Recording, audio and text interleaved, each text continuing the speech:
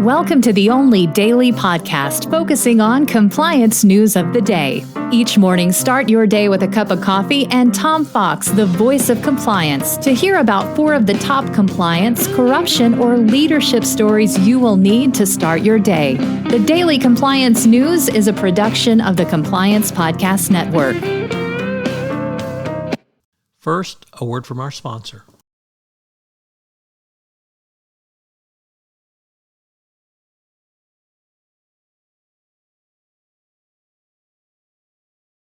The Daily Compliance News for January 23, 2022, the Do As I Do, Not As I Say edition. And we begin with that story where Elon Musk has a new defense, which is exactly that.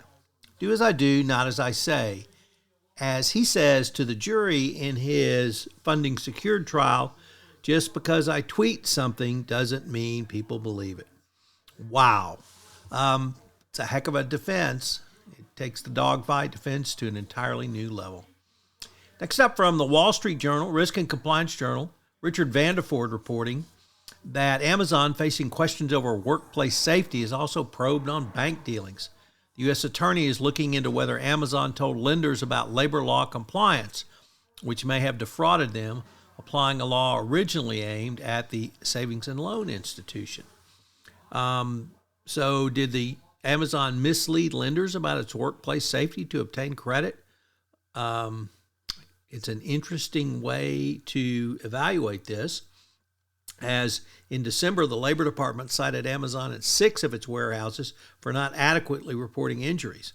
And this week cited 3 company facilities, saying that workers were exposed to ergonomic or equipment hazards.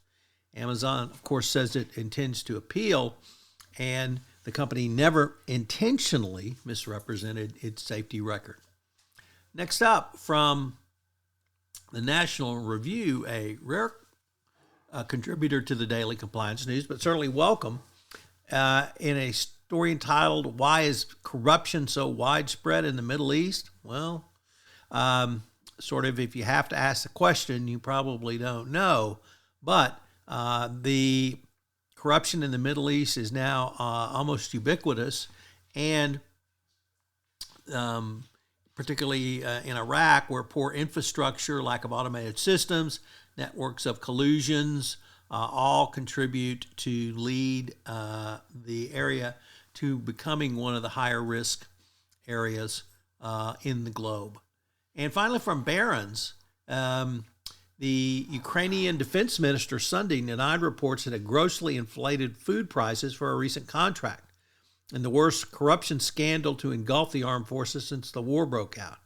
On Saturday, national media reports accused the ministry of having signed a deal at prices 2 or 3 times higher than current rates for basic foodstuffs, obviously thinking that